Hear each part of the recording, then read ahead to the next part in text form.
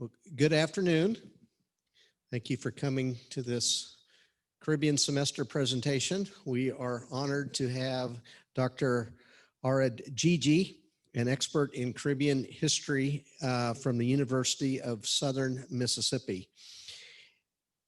There aren't that many historians who specialize in Caribbean history, and we were fortunate to find one fairly close by in Mississippi. Dr. Gigi's work explores French imperialism and colonization in the region in the 17th and 18th centuries. He is currently working on a book that explores the history of imperial military architecture in the French Caribbean colonies. He looks at the construction and maintenance of colonial fortifications, as well as the supporting infrastructure, such as roads, harbors, and hospitals. His research sheds new light on the formation and evolution of colonial state and society, as well as on the history of labor dynamics, slavery, race, and scientific inquiry in the early modern Caribbean. Dr. Gigi has a PhD in history from Florida State University and a Master of Arts in History from the Hebrew University of Jerusalem. He is fluent in Hebrew, English, and French, and he has reading knowledge of Spanish. So please join me in welcoming Dr. Gigi to the podium.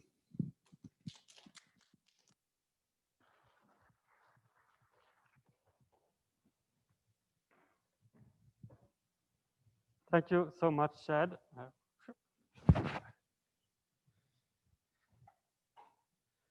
Forts are just as exciting as pirates. I know that you don't believe me, and I'm probably wrong about it, but that's what I think. Thank you again, Chad, and thank you for coming. Thank you for organizing this opportunity for me to talk about my favorite fort. I know that you may be thinking, I'm joking, but everyone needs to have a favorite fort. That's my favorite fort. Everything good? Great. The fort that you see here in the background is Fort Saint-Louis in Martinique, Fort de France, and let's get a little bit of orientation. So these are the Caribbean. When we usually think about the Caribbean, we think about Cuba, Haiti, Dominican Republic, Jamaica is here roughly, Puerto Rico, but there is this string of lesser Antilles colonies. In the middle of them is the French island of Martinique, still is a French territory, so it's still a French department, just like the island here to its north, Guadeloupe. And that's how you have hurricanes hitting Europe, because hurricanes come here, and these are still European territories, and that's a weird joke. So for the France, Fort Saint Louis, as you can see here, and you can see the Navy ship here today, still serves as a base of operation for the French Navy in the Caribbean, mostly engaging in policing of drug trafficking in the Caribbean. And you can see the Navy ship here. But it was originally built since the 17th century and into the 18th century as the epicenter of the French Empire and the French imperial apparatus in the Caribbean. This became the most important, strategically speaking, politically speaking, geopolitically speaking, the most important possession that the French had in the Caribbean in the 17th and 18th centuries. And that's why they built this enormous fort. But this fort is not unique, and indeed the European monarchies who had expanded and built their empires in the Atlantic Ocean, centered in the Caribbean, built similarly monumental fortifications, and we see these large, and these are enormous ones, fortifications dotting the shores of the Atlantic, of the Caribbean islands and the peripheries of the Caribbean. And we can see other examples from Fort de Grès in Guadeloupe's Basse-Terre. And you can see here an aerial view of this. This is enormous. This is like huge. It's like you can walk an hour from one side to another side. But also not only the French, like the Spanish, with Castillo de Moro in Havana, Cuba. You can see similarly monumental fortifications in Cartagena, and why not talk about Florida? Might be out in Florida. So if you've ever been to San Augustine in Florida, or if you've ever went to Puerto Rico, to San Juan, those huge forts, you may have a sense of the grandness of these structures. The construction and maintenance, I forgot my water, of course. The construction and maintenance of fortifications were some of the most ambitious endeavors an early modern empire could undertake. First of all, they required financial investment, enormous financial investment.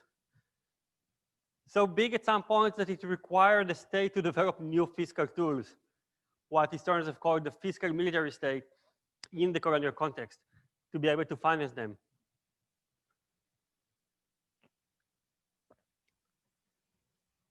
They required extensive logistics networks. All of these forts that you see, these huge forts that you see in the images, most of the materials do not come from the Caribbean. Most of these materials don't even exist in the Caribbean. So stones and rocks and bricks oftentimes come from Europe. Wood come from North America. Salt beef to feed the laborers come usually from Ireland. And of course, this necessitates developing extensive transatlantic, transoceanic logistics networks. Labor, both working hand, unskilled labor, so-called, people to dig, carry stones and carry materials, which is oftentimes performed by slaves, but also by soldiers and servants, as well as skilled labor, artisans, craftsmen like stonecutters and masons and carpenters, and joint workers and metallurgists, and miners.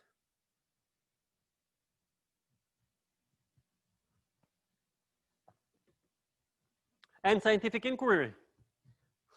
The Europeans come to these territories, they know nothing about them, they don't know about hurricanes yet, they were not born in Florida, so they have nothing, they have no recollection of growing up with hurricanes. They come to these new territories and they need to learn about new structures and new materials and the new geography and the new environment. And there's this fun quote that I have from the 1680s in Grenada, where the Governor General of the island sent a letter to the minister above him and is like explaining to himself, hey, dude, seriously, we build them properly, but everything that we build here falls apart pretty quickly because of the rains. At first, the Europeans thought, okay, let's be cheap and use earthworks. That didn't quite work with the hurricanes and the tropical rains. So then they started to build with stone and rock. They needed to undertake scientific inquiries to understand, okay, what kind of rocks can we get from the Caribbean and how can we use them? So there was a lot to it. And of course, all of these monarchies, all of these empires in France, in England, Spain, were in Europe. And Europe is quite far away. Now today it takes about 10, 12 hours flight from Paris to Martinique. But in the 18th century, it took about 8 weeks, give or take, on a ship. So the European centers, the imperial centers are far away, and they needed to establish both royal systems of administration in the colonies, as well as to establish working relations with the local elite, with planters.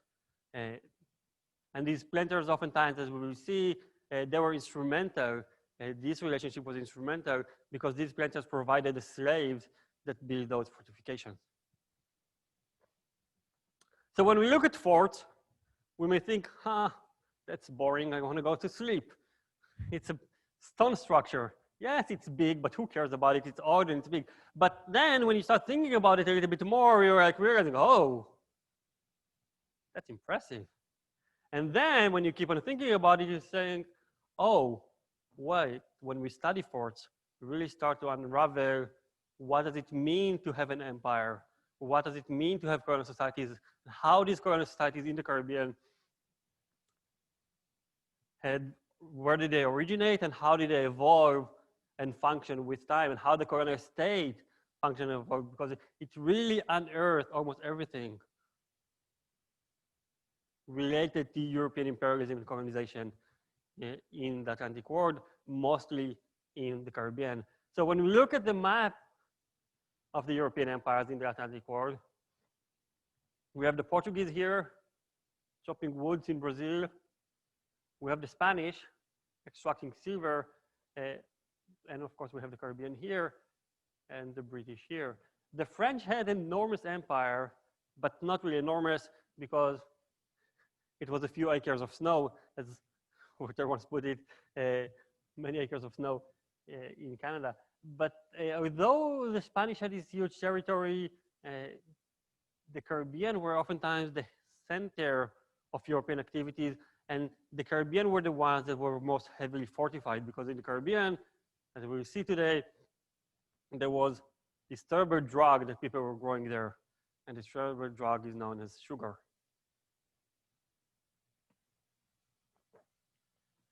And of course, you have here a bit closer map of Europeans in the Caribbean. Cuba is a Spanish colony, Saint Domingue, a French colony, Santo Domingo, and Puerto Rico. These are the Greater Antilles, mostly held by the Spanish, but the rest of them are divided between the English and the French.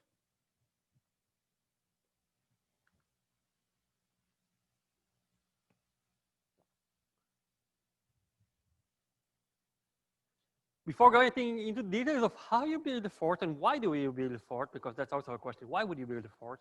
It seems like, oh, you want to defend things, you can build a fort, but you can also do it in other ways. And why do you build them and where do you build them? These are important questions, but let's start first, because we're in the Caribbean semester. Look at these amazing images from the Caribbean, this wonderful region of the world, where you can find coconut ice cream everywhere you go, and many, many ripe and tasteful mangoes and pineapples everywhere. So once COVID ends and you can go and travel again, I highly recommend going to the Caribbean. I highly recommend going to the French Caribbean because it combines the two best cuisines and two best places in the world, France and Caribbean. So you can be essentially in France, but with a beach. Anyway, let's talk about what we came to talk about today, French colonization in the Caribbean. And this is another map of the Caribbean. And French colonization starts, and for those of you who have been here an hour ago with pirates, know that French colonization starts in the island of Saint Christophe, present-day Saint Kitts and Nevis, in 1626. And this is the first permanent French settlement in the Caribbean. It doesn't work too well, and about 9 years later, the French are establishing a new colonization company to settle and colonize the so-called American islands. This is a map of Saint Christophe. And then they continue to expand from there to Martinique. Martinique here, which we mentioned earlier with Fort-de-France. Guadeloupe, an island that, believe it or not, is said to be resembling a butterfly. So this is usually a butterfly island, and you tell me if you see a butterfly here. I never saw it, but maybe. It's actually a misleading one because if we look here, there's a river, and this is essentially an archipelago because this part and this part are not united, are not connected. Anyway, Guadeloupe, in the late 17th century, the French will colonize and get this part of Hispaniola to establish the colony of Saint Domingue, which will become the most lucrative, the most brutal, the most violent, the largest slave society in the Caribbean in the 18th century. And they also had, we didn't mention here, this island of Grenada here in the bottom.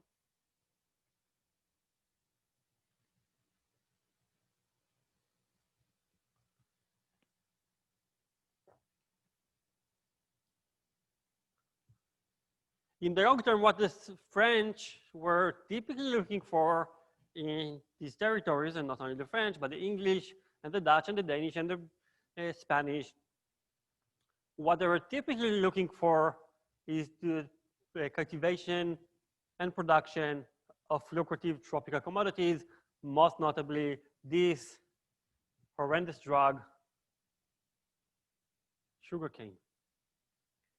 I actually like sugarcane because it produces rum, And they had a rum lecture like last week or so on. And rum is awesome. But sugar, the so-called sugar revolution, is what drives much of this colonization, drives the soaring volume of transatlantic slave trade in the 17th and 18th century.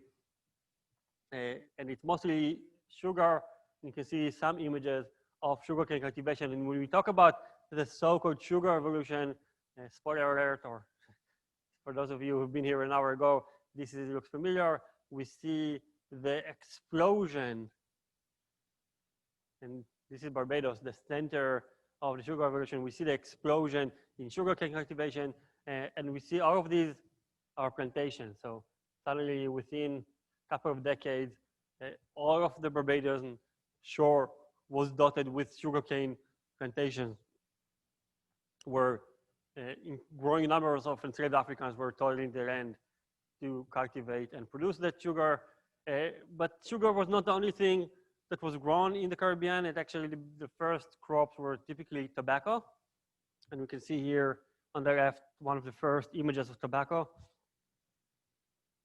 And on the right, you can see image of Africans cultivating tobacco from the 17th century. What happens in the mid-17th century is that Virginians are starting to grow tobacco, and then Caribbean tobacco prices plummet, and then the Caribbean planters are like, uh-oh, what do we do? We are in debt. We took so much credit to grow tobacco, and the prices plummeted. And then Dutch folks come to them and say, you know what? You can grow sugar. You can grow sugarcane, cultivate it, and if you grow sugarcane, we'll buy it from you.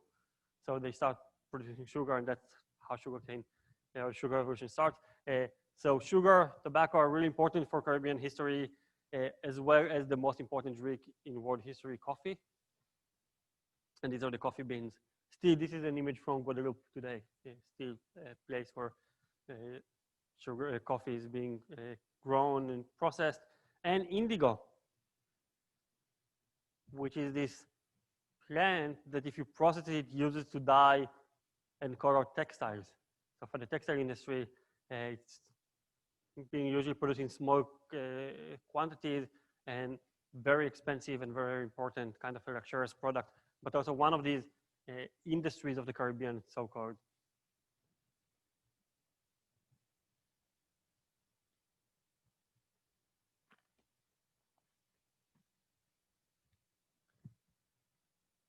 Okay, so in the 17th century, the Europeans, as we said, the French, were starting to conquer these islands, establish colonies. All of these colonies are a failure in the first couple of decades, up until 1661. What happens in 1661, you wonder? I will tell you.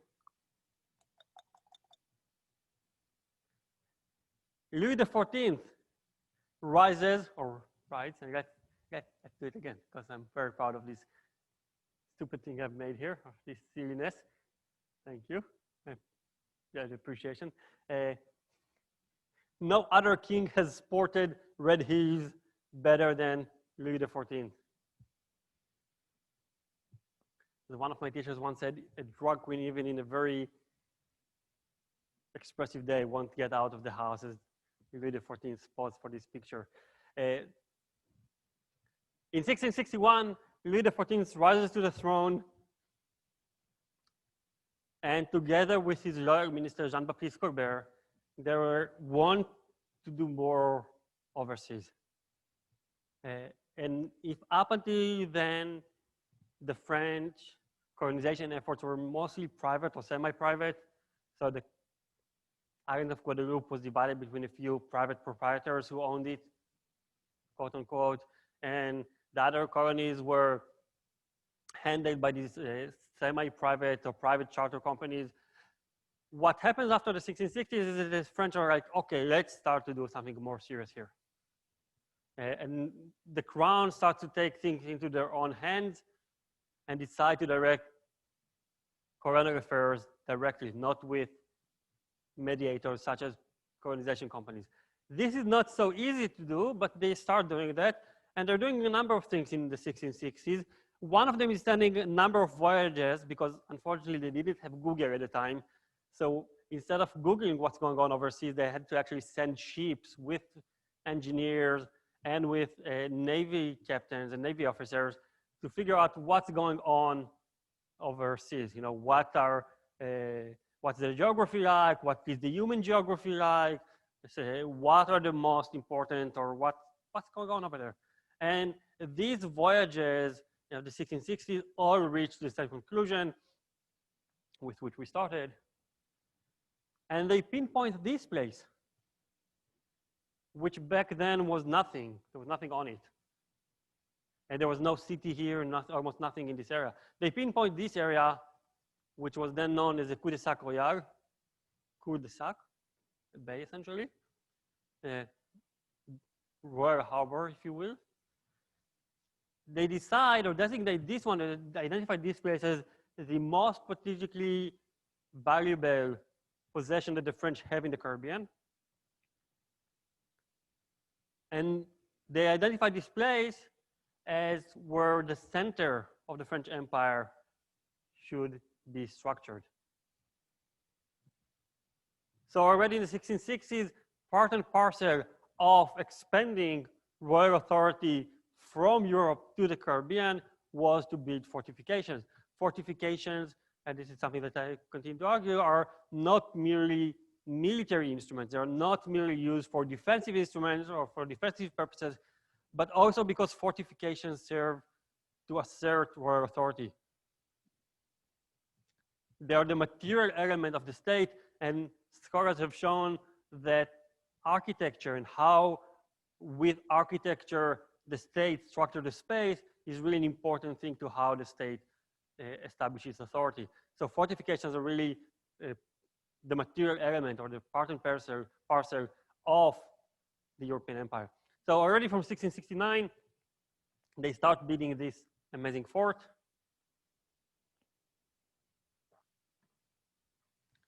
Which was supposed to be placed here. Actually, it was supposed to be placed here in the beginning, but we'll talk about it in a second. And after about a decade of building up this fort, they figured out, okay, we did kind of fine on that one. Let's expand to fortify the other islands, San Christophe, Guadeloupe, and Grenada.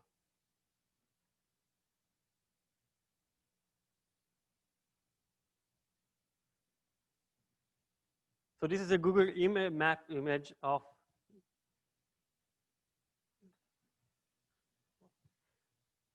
Martinique. Today, this place, Fort Royal, is known as Fort de France. You see? During the French, so this was used to be Fort Royal. During the French Revolution, it was renamed Fort de la République. And then after wars, it became Fort de France. And this is the small peninsula. So the peninsula that you see here, this kind of tongue of land, it's this. And this, ladies and gentlemen, they decided would be the center of the French activities, the French Empire, and they start building a fort there, and they decided here they will build a city. You see here this, I don't know if you can see the green square, but this is what they decided would be a new city, a new town, which will be the capital, the administrative capital of the French Empire in the Caribbean. Why would you do that to yourself? Not to yourself, but why did they decide about this place? In our next segment, what constituted strategically important location?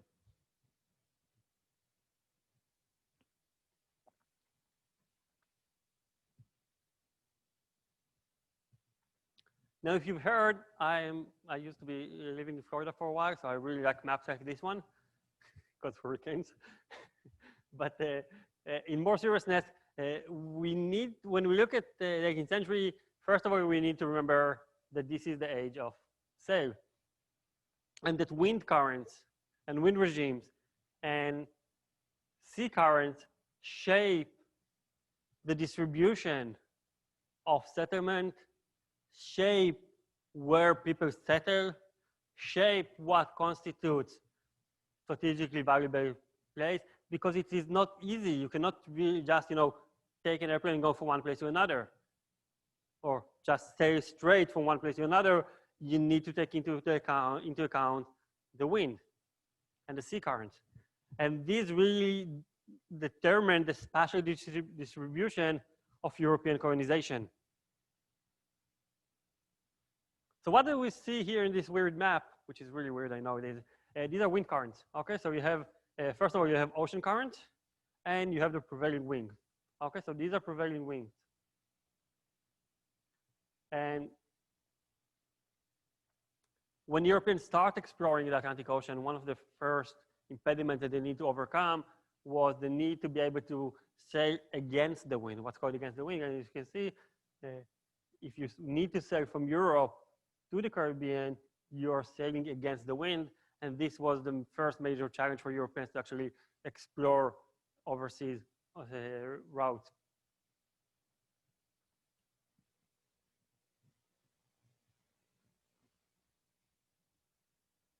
And you can see that most of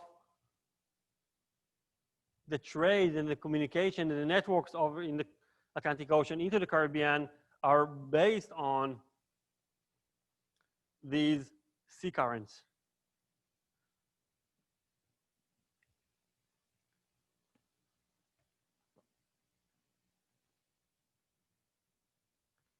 And these winds also mean that because you're sailing, you cannot just park your ship wherever you want.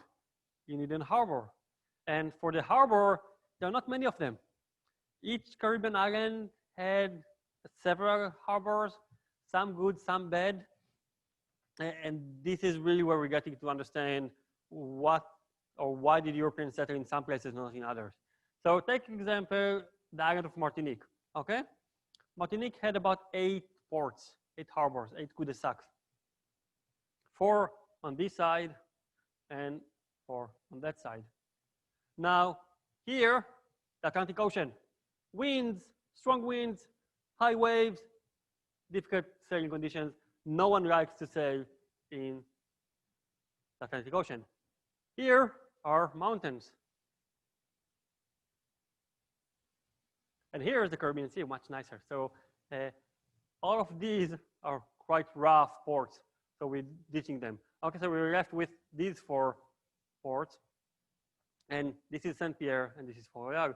And then what determines is how easy is it to get in and out of the port, and how easy to be able to defend that port.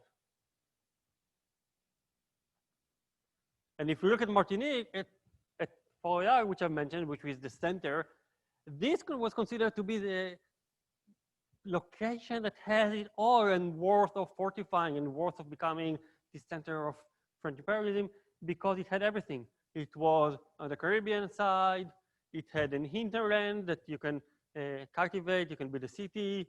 It was easy to get in and out of the port. And because of this tongue of land, and the port is here, so this is the Caribbean Sea, here. So you can get ships to go into here. It was considered to be relatively easy to defend. So for the French, they found a jackpot. This is a large, fertile island. We can easily build a fort there. We can easily build a fortified city there. And they started building a fort and they started building a city.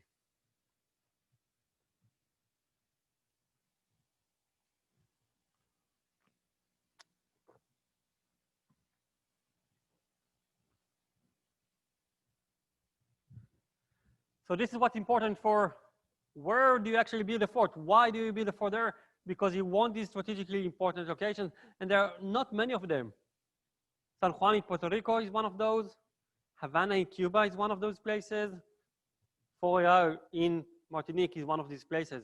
There are not many of them that are so good in terms of how you can protect ships in the harbor, how can you protect the ships from the elements, from tropical storms, how you can defend them against enemies that are also on these maritime trade routes that we saw are determined by sea currents and wind regimes, and where you can have a hinterland that can sustain the fort during a siege in case need.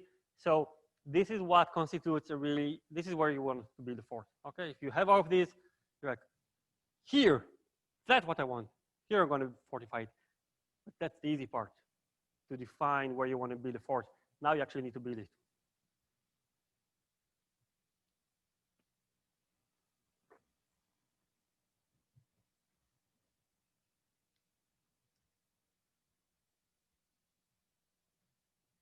So we mentioned all of these elements. I want to talk a little bit about more, especially about labor. But how do you build forts?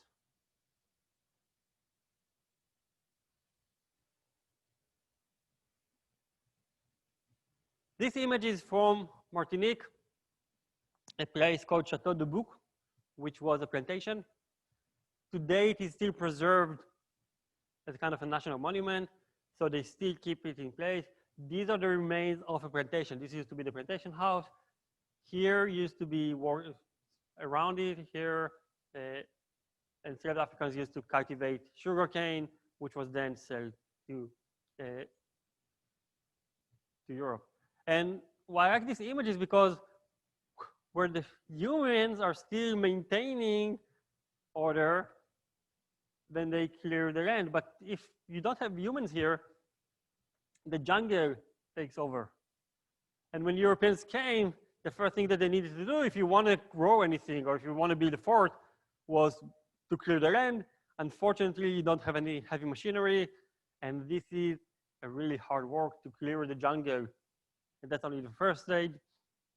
After clearing the land, oftentimes you need to dig.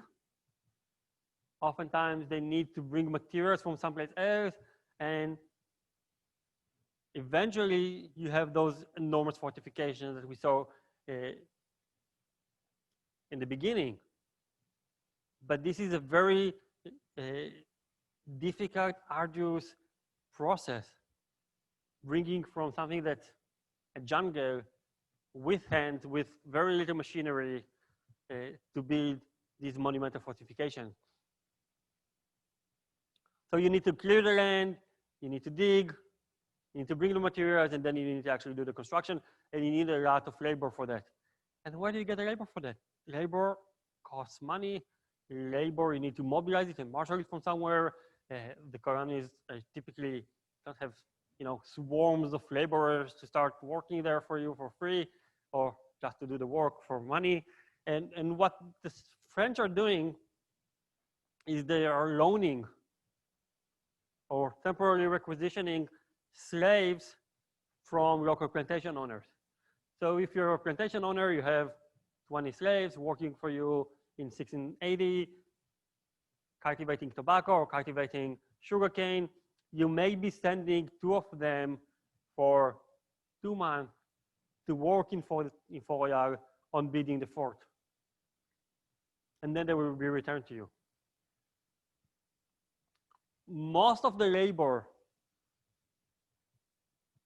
to build French fortifications in general, to build fortifications in the Caribbean, came from slaves, from plantation slaves that were temporarily requisitioned. The Spanish did something a little bit different. The Spanish just purchased hundreds and thousands of slaves to do the work for them, and then they sold them in the economies. The French would not purchase the slaves. They typically requisitioned them, which of course meant that they needed to have good relationship with the planters, because there wasn't really a system to force the planters to give you the slaves. So when you talk about the need to maintain relationship with the local elites, that's exactly where it goes, because these planters are providing you with the slaves. Why did they do it? First of all, because they feel some sense of loyalty to the crown. And second, because it serves their interest. They want military infrastructure to be built. Why do they want military infrastructure to be built? Because it protects them. Pirates. No one wants the pirates to raid them. If you have a fort, your pirates are not going to raid you. So there is an interest for the colonies to collaborate with the crown and build those fortifications. But together with slaves, oftentimes many soldiers have been working on the construction of fortifications. And servants as well. And none of these systems was reliable.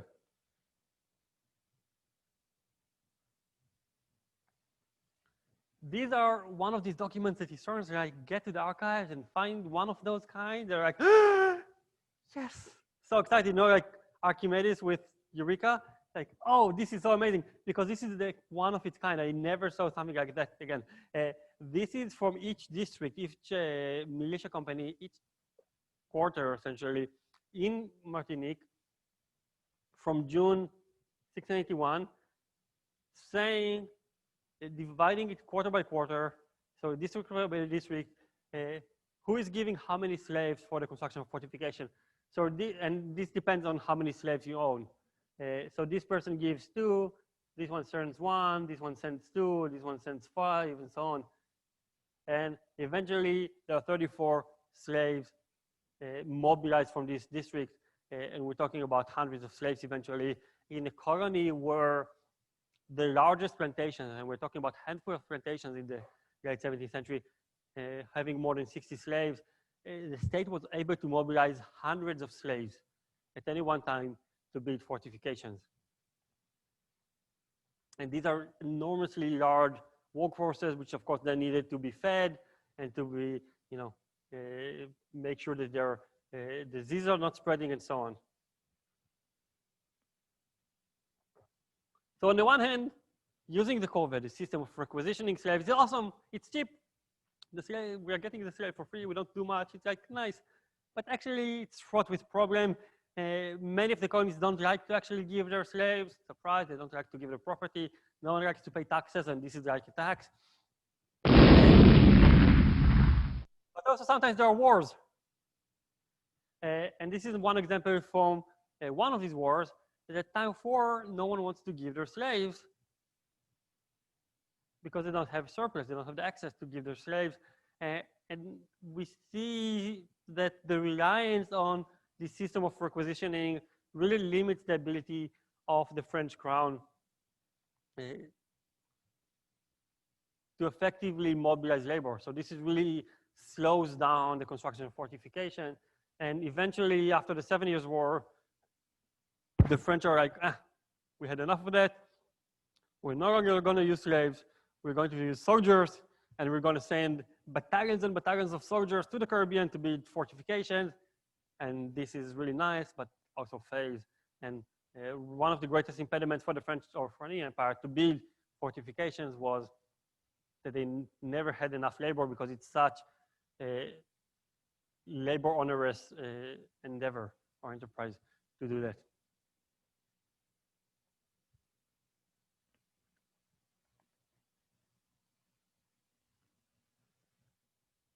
You don't only need slaves or unskilled labor, you also need skilled laborers, stonecutters.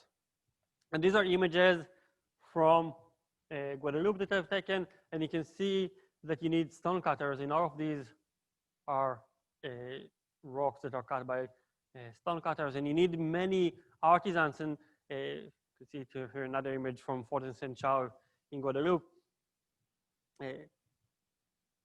Think about how many rocks you need to build those forts, these structures. So these are modern addition to them, but the originals are here, the origins are here. And this is the original. You need many, many stonecutters. And of course, there's the logistics issue of that, which I will talk about in a second. But stonecutters, masons, and carpenters especially were always needed. And the French crown is using all sorts of ways, whatever creative way they can find to mobilize skilled labor, they would do that, including training slaves to do skilled work, including contracting in France indentured servants, skilled artisans like craftsmen, like stonecutters and masons and so on, and sign them as indentured servants to work in the colonies for a period of 3 years as indentured servants of the crown to do the work. So really a series of challenges on how you actually mobilize that and how you overcome, or how they overcame the challenges of labor. As I mentioned, the rocks often the stones are coming from Europe itself. It sounds crazy, which it is, but actually less crazy because ships needed something to stabilize them, so kind of makes sense to send bricks, but bricks and rocks and stone oftentimes come from Europe. And this is a memoir explaining what kind of cut stone is coming from each area in Normandy and what can we use it for in the colonies. And this is a very long memoir, but you can see, from one comes this kind of pieces of rock, and this is what we can use them. So this is like a very technical treatise explaining, oh, these are the kind of rocks that we get from Lave, that we get from Normandy, and this is what we can do with it. Yes, it is crazy, but it shows you something about the extent of the French Empire, its ability to contract skilled artisans in the French mainland, in the hinterland, to become indentured servants to work in the colonies, bringing bricks from Nantes and rocks from Le Havre all the way 9 weeks sail away from there to the Caribbean, mobilizing hundreds of slaves at a time to work on the construction of fortifications, bringing the salt beef and the cod fish from Newfoundland or from Ireland to feed them. And constantly upscaling the volume of operations, because every time there was a war, they were like, oh, wait, we need more, and we need more, and we need more, and constantly upscaling and increasing their operations in the Caribbean.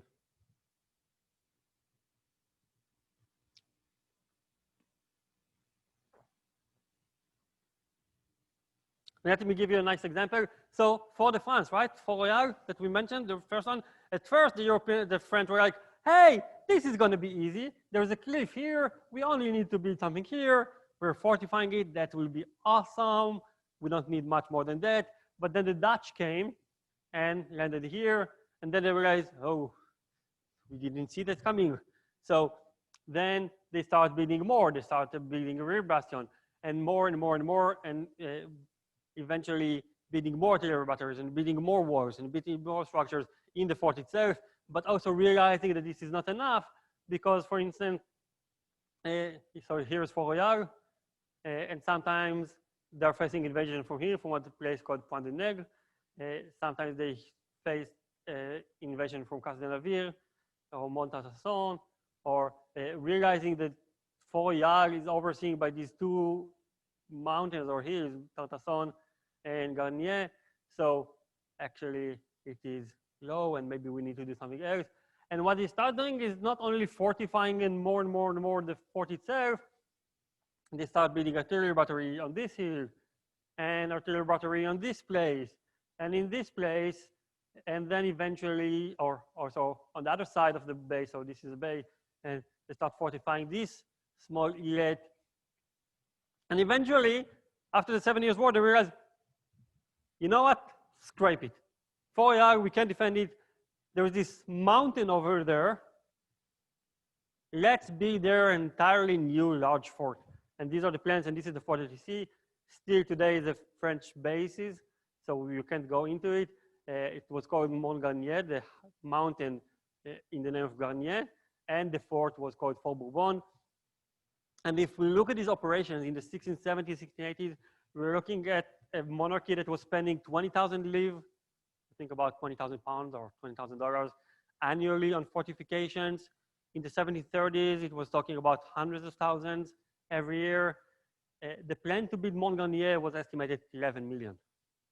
So when we talk about the development of, first of all, the growing investment and the growing need to develop fiscal systems to raise all these funds, but also the labor and logistics, and everything just becomes larger and larger.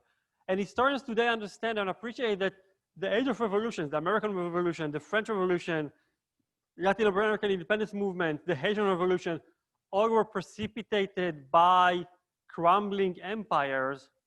This is where they're crumbling. Why is the French Empire, why is the French monarchy in 1789 so broke? Because it had spent so much money on its Caribbean colonies.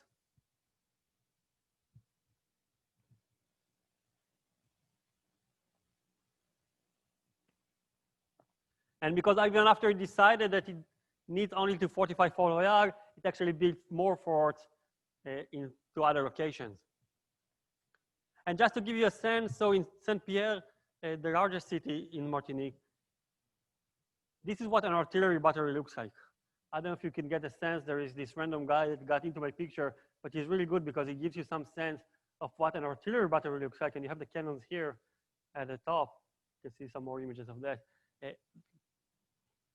These are the remains of this, but this is just one artillery battery. So think about all of these operations that brought together into building these structures, and this is from the top.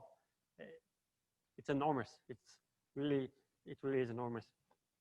And then I've been talking so much about Martinique, but it's not only Martinique. So if we look back at this island, it looks like a butterfly, which I never saw the butterfly, but that's it. So they start building a fort here, but then realize, wait, we need more forts, and they build 2 more here, and they build more artillery batteries. And this is the story of the French fortification effort in the Caribbean. First of all, always needing to do more, but also the forts themselves require so much and reveal so much about the history of colonization. Because when you think about it, it's not only about the forts. It has wide-ranging implications on colonial economy. There are roads that the French are building roads between the different military garrisons in the colonies. And these roads are important to facilitate trade inside the colonies, but also to cultivate collective identity, because people start to get to know each other and be more in touch with one another. They bring in skilled labor. They bring in a lot of resources. So these fortifications also both reveal to us something about how an early modern empire, like the British Empire, the Spanish Empire, functioned. What were the challenges that they met, but how they overcame them. And how these colonial societies originated, developed, and evolved with time, all are revealed by the history of fortification. And that's it for me today. Thank you.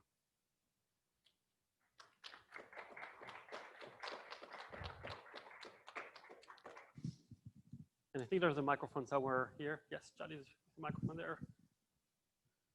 Anyone have a question?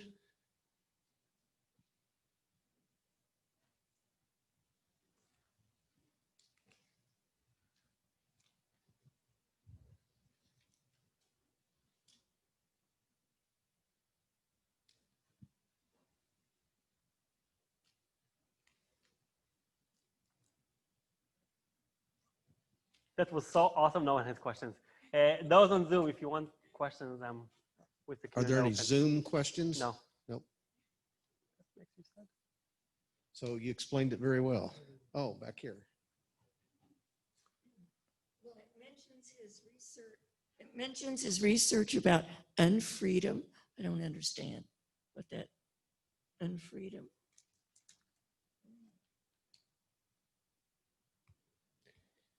Yes, in our brochure, in your description, you use the term unfreedom. Yes. Could you explain that? Just the slaves and the labor and all that. So historians in recent years started to move away from the notion of these binaries of what is a free and unfree labor. You know, these dichotomies of you're either free or slave. You're either white or black in the early modern societies, into appreciating the early modern Atlantic labor dynamics as much more as a continuums of unfreedoms. So understanding that they are much more complex. The term has been very much popularized by a book by that title, Unfreedom, on colonial Boston by Jared Hardesty from the University of Washington, Western or something like this. He's in Washington somewhere. And if you're interested, yes, there is a book with that title, which popularized it, but he's not the only one. There are other historians like Alison Mather from the University of Oregon, or Justin Roberts in Dalhousie University in Canada, who are working on this assumption that we need to break away from thinking in these binary dichotomies of you're either free or slave, but to appreciate that there are gradations of servility and gradations of so-called unfreedom. And when can we expect your book to come out? That's a very good question in the current economy and academic market. I have no idea. 2021, we'll say. You can say. I've been talking with editors. We'll see. We'll see about it. If you want to chip in and you want me to open a GoFundMe for a book, that would help. I would not say, And you're on Twitter? of course. What's your Twitter? So let me tell you a story. My Twitter is aradjgigi at Twitter, and I don't have a middle name. And if anyone can guess what the J come from, you'll be my hero. And I give you a hint, The Simpsons. Yes, because there's this entire story about Homer J. Simpson and where the J come from. So when I first opened Twitter, I was like, I don't have a middle name, but let's put J like Homer. And that's how I end up being with Arad Gigi. I don't have a middle name. No, Israelis sometimes have middle name, but most of us don't. That's the true story of my Twitter handle. Thank you so much, everyone. Thank you.